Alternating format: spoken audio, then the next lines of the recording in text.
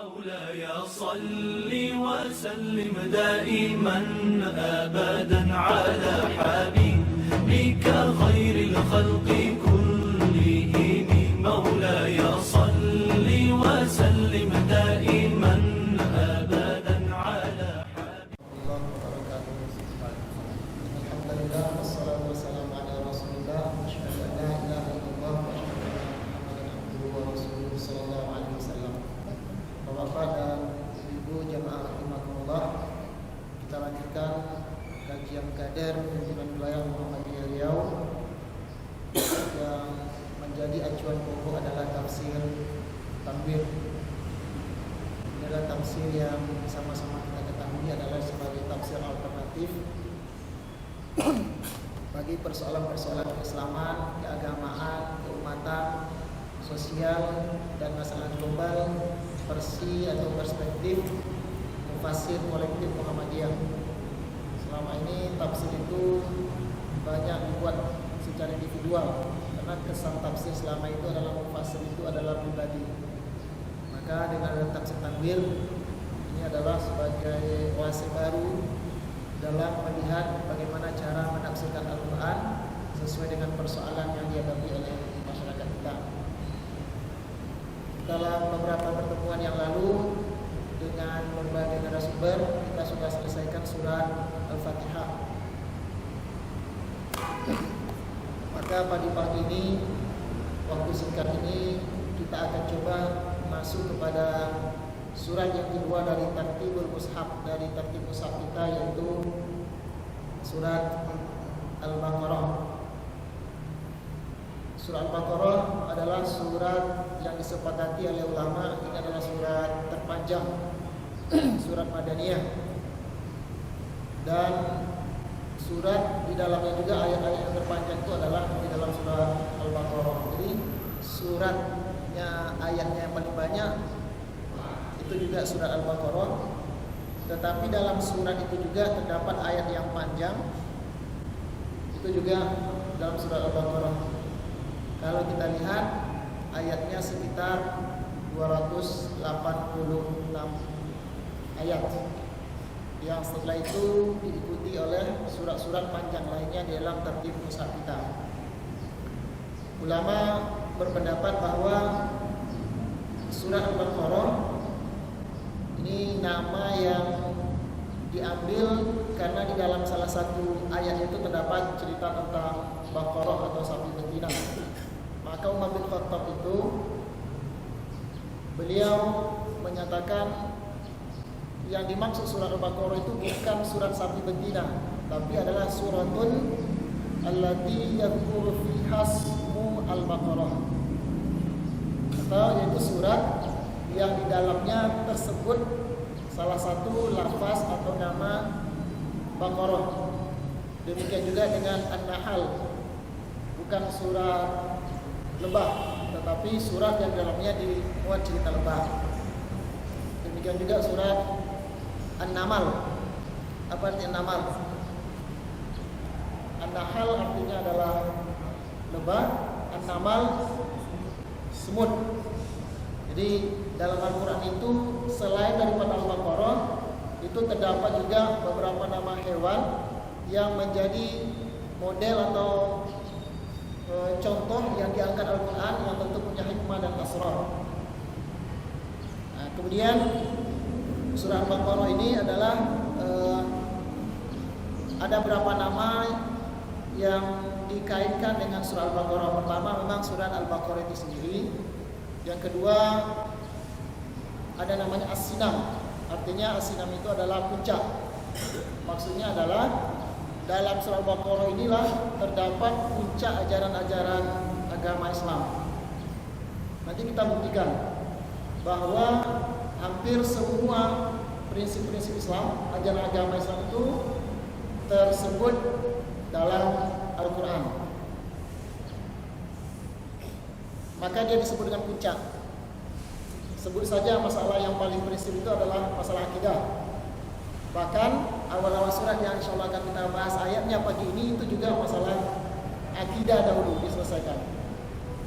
Kemudian yang kedua adalah masalah ayat hukum. tidak semua surat membahas masalah hukum.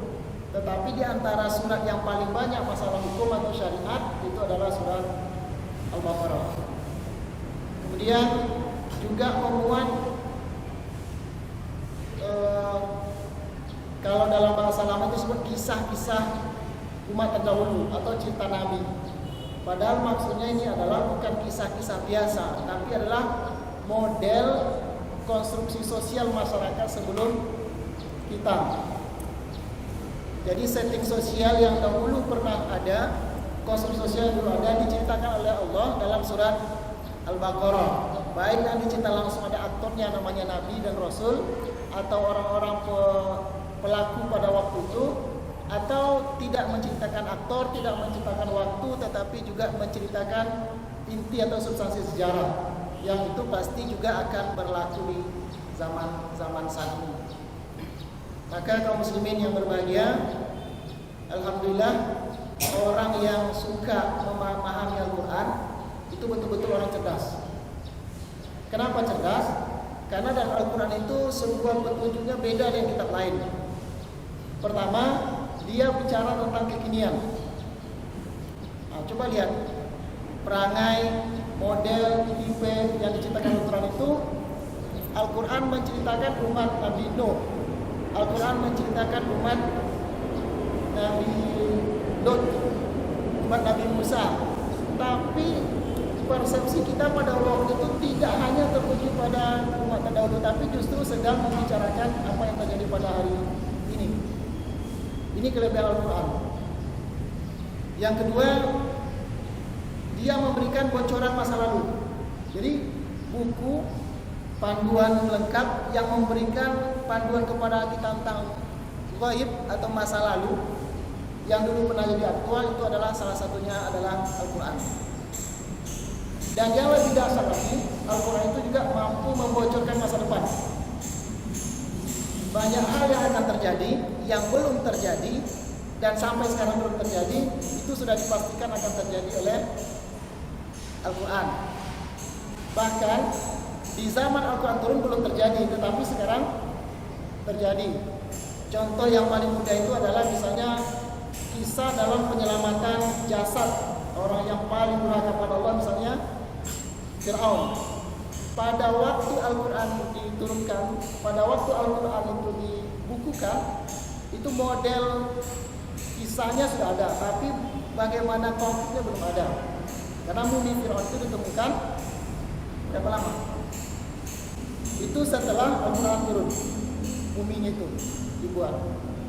Ini contoh Al-Quran itu bisa mendekati masa-masa depan. Apalagi yang bersifat eskatologis, itu sesuatu yang diberikan bocoran yang pasti terjadi, tetapi syaratnya adalah kita tinggalkan dunia ini. Itu disebut dengan sesuatu yang bersifat masa depan sekali. Itu yang mutlak, itu akhirat. Jadi Bapak Ibu sekalian, wajar kalau orang menguasai Quran itu tahu masa lalu, tahu persoalan sekarang, dan tahu persoalan masa depan yang saya kira tidak semua buku memberikan hal-hal tersebut.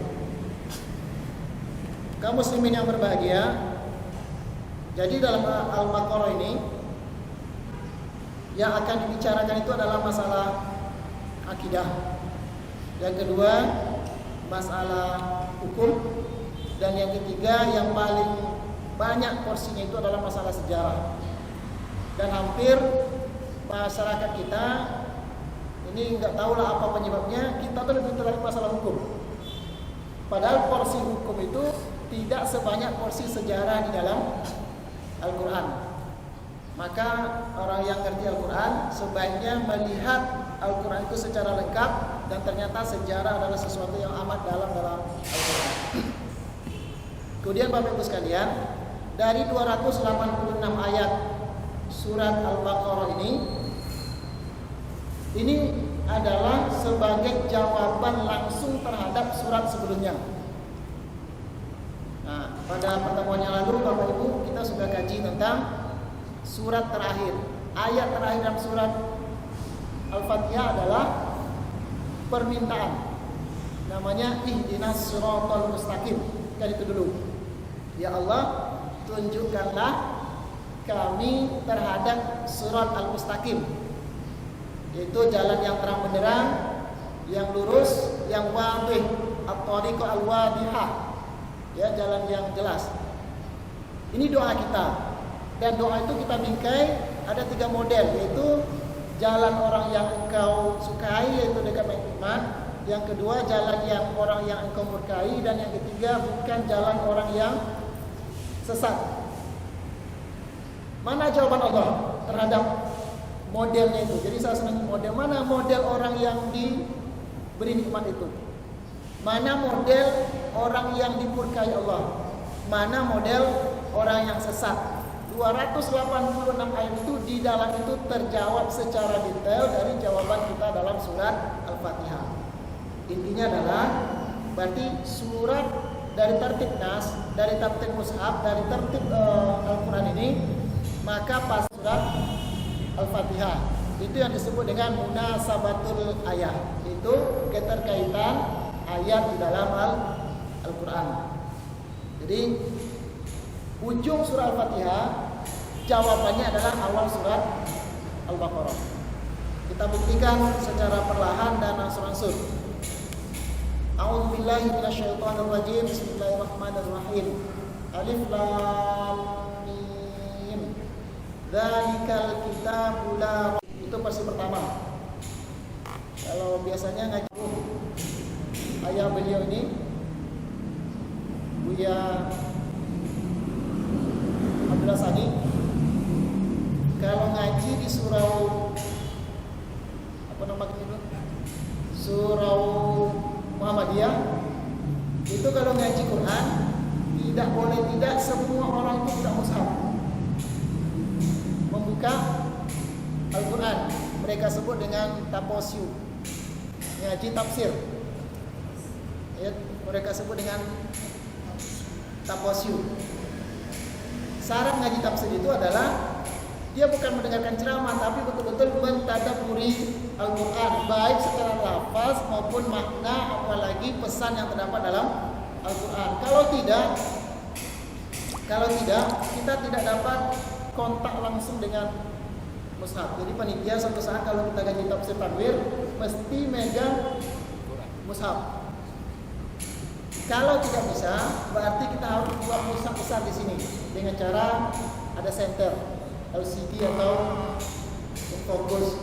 Karena Bapak sekalian, ini bukan kitab sembarangan. Yang bisa kalau tesis, deskripsi, disertasi itu bisa kita lihat saja. Tapi ini kitab luar biasa yang kadang kalau kita perhatikan, kalau kita memahaminya tanpa memperhatikan lafaz, itu akan terasa berbeda ketika kita memperhatikannya itu pelan-pelan, lalu kita bayangkan maknanya, kita bayangkan tafsirnya, di situ akan datang hudan, itu petunjuk.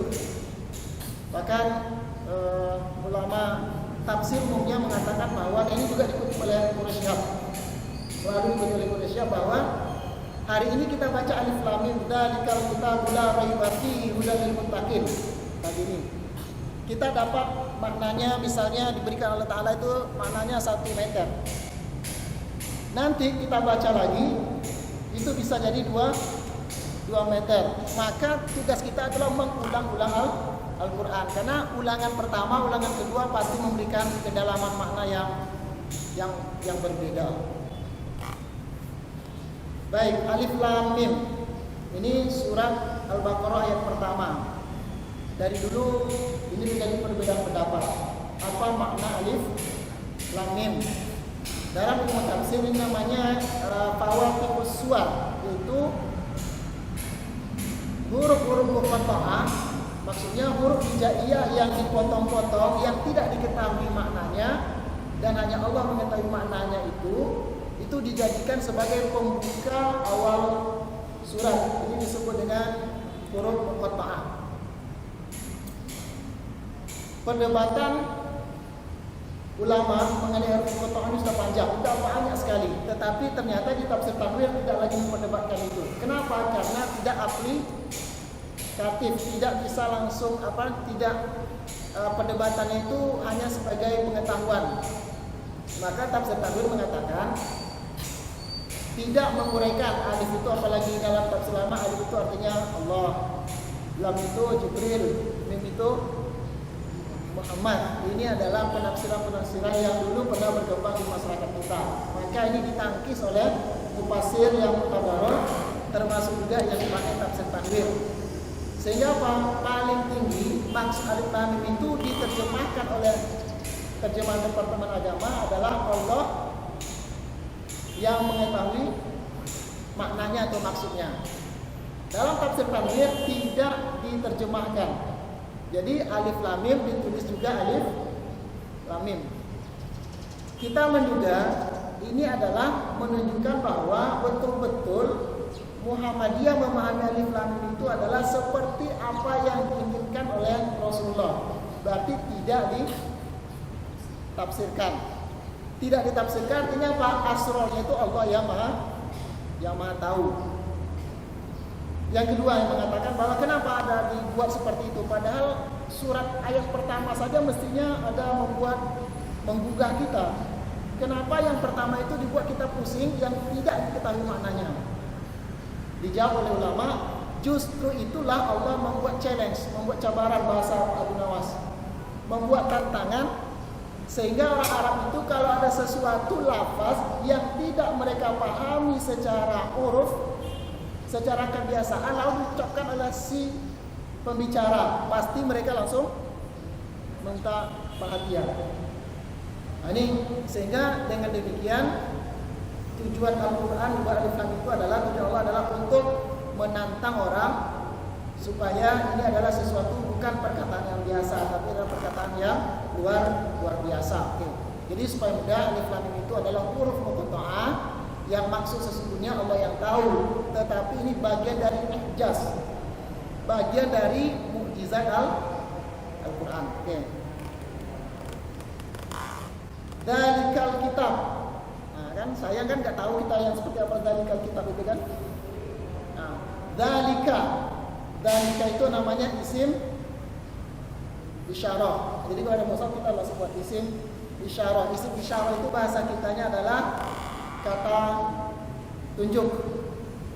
Isim isyarah itu ada dua, ada lil qarib, ada lil ba'id. Kalau untuk petunjuk dekat namanya ini. Kalau petunjuk jauh namanya zalika. Di sini terjadi perdebatan juga. Al-Quran itu jauh atau dekat? Dekat. Tetapi kenapa digunakan istilah zalika itu? Al-Quran itu seakan-akan Al-Quran itu jauh dari kita. Ini juga diperdebatkan.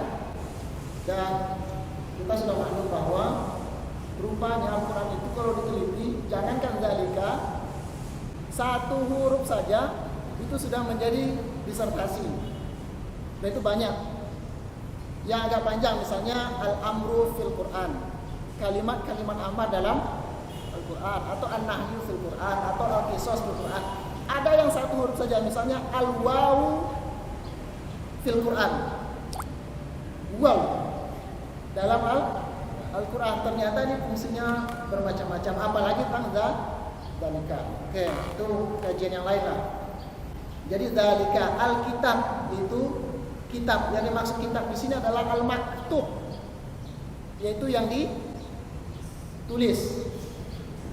Maka tafsirnya yang masuk al-kitab ini adalah Al-Quran.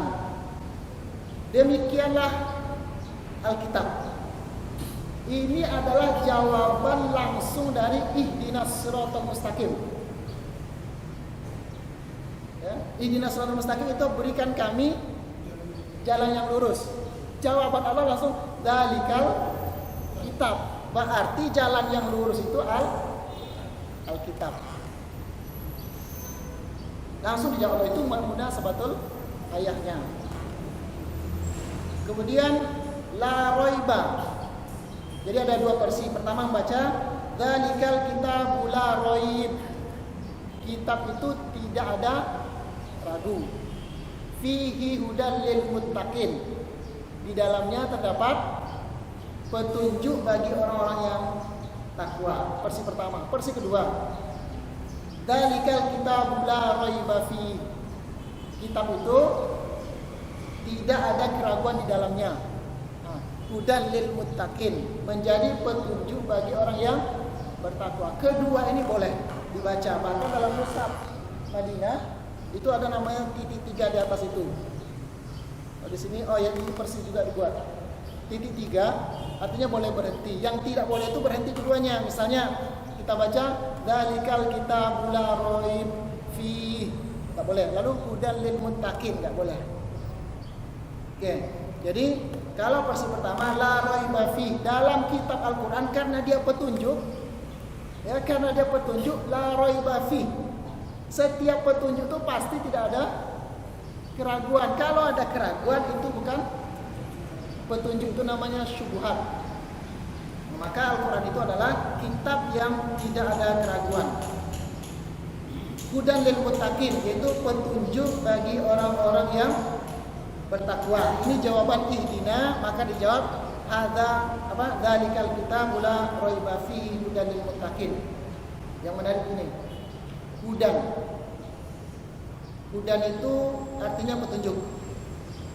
Petunjuk di sini tidak menggunakan kata waktu.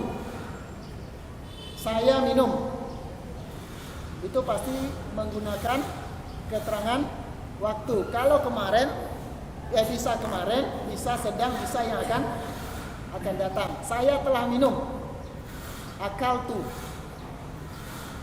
berarti sudah minum. Kalau hudan itu tidak ada waktu. Artinya apa? Dzalikal kitabul la raiba fi hudan. Demikianlah kitab Al-Quran itu tidak ada ragu sedikit pun dalamnya hudan, dia menjadi petunjuk. Kapan berlaku petunjuk? Bagi orang dahulu, bagi orang sekarang, dan bagi orang yang akan datang. Ini namanya istimrar, ya. Ini namanya kontinuitas, berkesinambungan. Maka Alkitab itu menjadi petunjuk bagi orang sebelum kita, bagi kita, dan juga bagi yang akan datang. Dan dia tidak ada keraguan sedikit pun di dalam kitab tersebut. Ini yang disebut dengan hudan lil muttaqin. Kemudian setelah ayat ini, Allah kemarin surah Al-Fatihah ada 3 model manusia terhadap kebenaran. Pertama, menerima kebenaran, itu namanya jalan yang lurus. Yang kedua, orang yang dimurkai karena tahu kebenaran tidak ikut kebenaran, itu namanya maghdup. Yang ketiga, orang yang tak tahu petunjuk kebenaran tetap berjalan, itu namanya orang sesat. Nah, bagaimana model masyarakat dan individu seperti itu? Itulah yang dijelaskan oleh Al-Quran mulai dari surat Al-Baqarah ayat kedua. Demikianlah kitab itu tidak ada keraguan di dalamnya, dia menjadi petunjuk bagi muttaqin, bagi orang-orang yang bertakwa. Orang yang bertakwa ini adalah jawaban pertama dari orang yang menerima kebenaran sekaligus ikut pada jalan yang benar tersebut. Maka perangai manusia selain daripada dalam surah Al-Qasas dengan Al-Anbiya, perangai manusia ini banyak lengkap sekali diceritakan oleh surat Al-Baqarah. Pertama, tipe yang pertama itu ceritakan orang-orang yang baik, yaitu orang mukmin, orang muttaqin. Berikutnya adalah cerita orang-orang yang tahu yang benar tapi berpura-pura tidak tahu, atau melakukan pura-pura ikut benar padahal dia tidak dalam tulus ikut yang benar. Itu namanya munafik. Dan setelah diceritakan ayat tentang bagaimana orang beriman muttaqin itu, maka yang paling banyak itu adalah cerita orang munafik. Coba cek itu cerita orang munafik. Ini semua adalah mendetailkan, ya, merinci bagaimana model perangai orang-orang yang dapat petunjuk, perangai orang yang sesat, dan perangai orang yang dimurkai Allah Subhanahu wa taala. Maka kalau kita baca surah Al-Baqarah, tahu kita perangai munafik itu lengkap sekali di situ, model-model orang munafik. Model-model orang kafir juga diceritakan dalam surat Al-Baqarah. Maka wajarlah ulama menyebutnya dia sebagai as-sinam, itu puncak. Jadi perangai manusia ini katalognya itu ada dalam surat Al-Baqarah. Nah, karena itu Bapak Ibu sekalian, dalam tafsir At-Tanwir ini disebutkan bahwa dia adalah menjadi jawaban terhadap perangai-perangai manusia yang diinginkan dalam surat Al-Fatihah. Jadi fungsi pertama kitab itu adalah sebagai petunjuk bagi orang yang muttaqin. Apa itu muttaqin? Muttaqin itu ittaqo. Orang namanya dari fi'il ittaqo, orang disebut muttaqin. Ittaqo itu artinya orang yang punya batas. Maka muttaqin itu adalah hidupnya yang punya batas. Apa yang dibatasi? Antara hitam putih, hak dengan batil, sunnah dengan bid'ah, antara akidah dengan tauhid dengan syirik. Orang yang tidak bertakwa, orang termutakin, dia tidak punya ini batasnya, sehingga apa? Terjadi mix antara hak dengan yang batil, mix antara benar dengan salah. Maka syarat utama orang mutakin itu adalah orang yang punya batas. Dengan batas tersebut akhirnya muncul sifat kehati-hatian di dalam berbuat supaya dia tidak tergelincir. Nah, inilah fungsi Al-Quran di dalam melihat membuat batas yang jelas bagi orang-orang yang mutakin tersebut. Itu 1-2 ayat yang terkait dengan surat Al-Baqarah ini.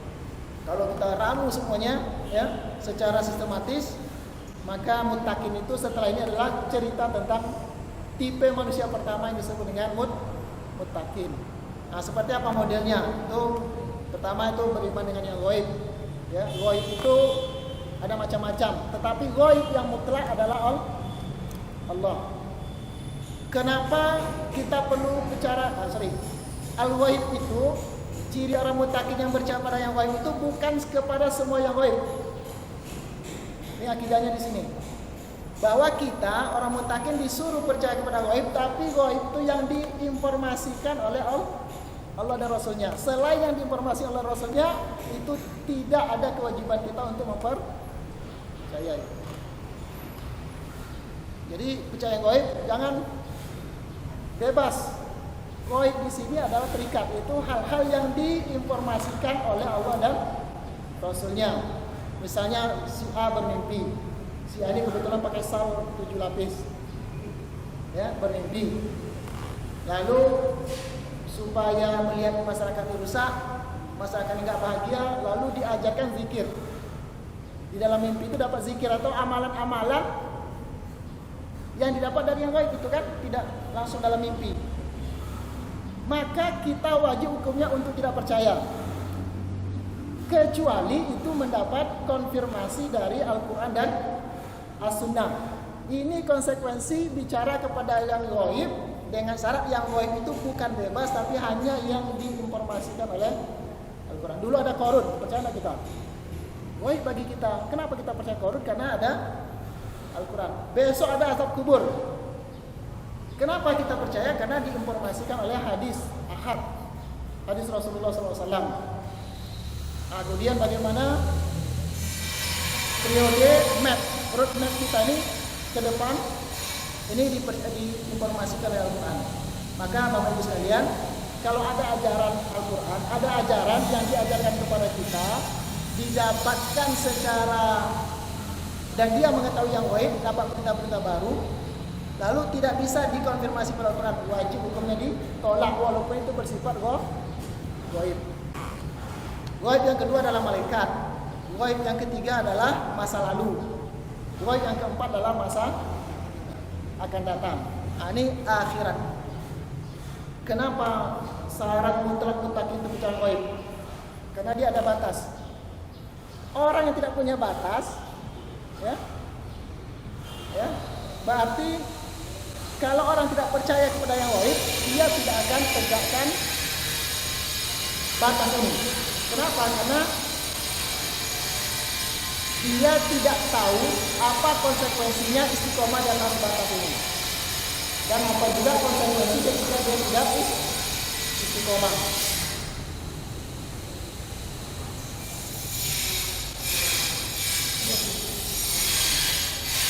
Dan kemudian, jadi kenapa yang ghaib? Rupanya kalau manusia tidak percaya lagi pada yang ghaib, kehidupan itu hancur. Orang bilang begini, hukum apa namanya? Nih, law as a tool of social engineering. Hukum adalah alat rekayasa sosial. Seseorang akan patuh kalau diatur oleh hukum. Pertanyaan saya, apakah semua rekayasa kehidupan kita ini ditentukan oleh hukum semuanya atau tidak? Jawabannya tidak. Misalnya kita pulang malam dari rapat Muhammadiyah, pulang malam. Terus pagar kita ini, terutama di tempat saya namanya BTN, bangunan tidak normal, di perumahan BTN ya. Itu pagarnya ada karat. Lalu kita pulang jam 12 malam. Dipastikan tetangga kita sudah tidur.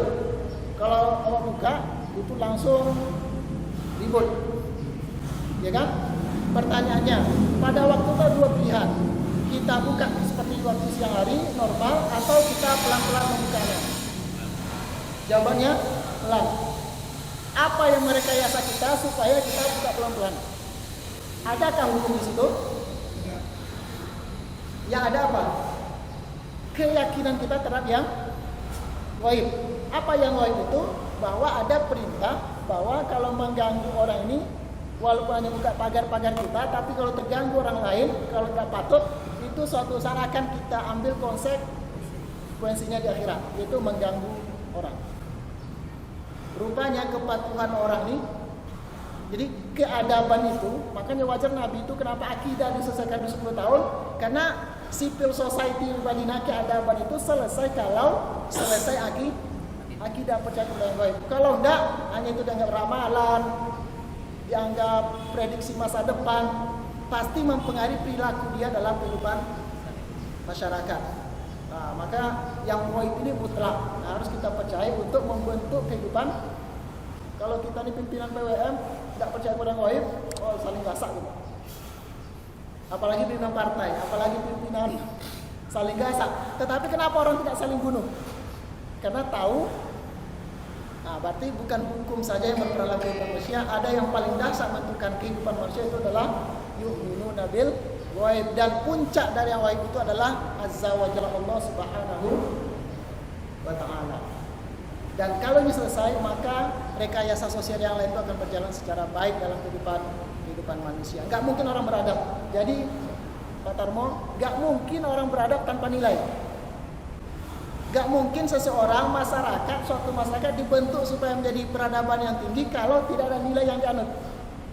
Nah, nilai yang itu bersifat gaib. Itu yang disebut dengan dalam Islam itu. Jadi jangan coba-coba membangun masyarakat hanya menyelesaikan masalah fisik saja tanpa menyelesaikan ideologi. Dan ideologi itu salah satunya terkandung di dalamnya al-ghaib. Dan al-ghaib yang tertinggi itu adalah Allah Subhanahu wa ta'ala. Demikian sebagai pengantar tafsir kita. Rencana 10 menit sudah 50 menit, sudah 40 menit. Kalau ada yang perlu kita diskusikan,